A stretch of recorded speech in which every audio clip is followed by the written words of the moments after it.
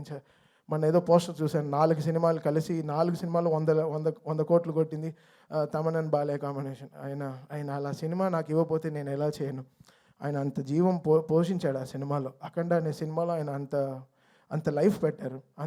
అది నన్ను చెప్పింది, నువ్వు ఎలా రా చూడు ఎంత కష్టపడ్డారో, దానికి సరిగా చేయకపోతే ఎలా అని. సేమ్ థింగ్ వీరసింహారెడ్డిలో 8 రీళ్ళు 8 ఫైట్లు, 9వ రీల్లో నాకు గోపికి కూడా ఫైట్ వచ్చేసింది.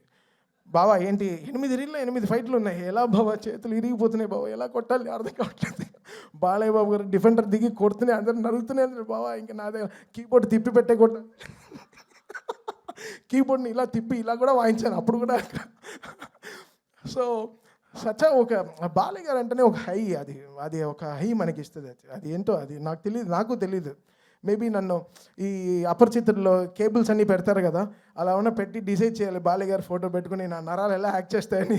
So it's that something for me, I get that great energy or something. Is blessings సరే, ఆయన ఫోన్లో మాట్లాడేదే సరే, బికాస్ ఆయన చూస్తే ఏంటో నాకు I get that very spiritual feeling. ఒక గ్రేట్ ఎనర్జీ, ఒక పాజిటివ్ ఎనర్జీ వచ్చి అలా మొహంలో కొట్టేస్తుంది అనమాట.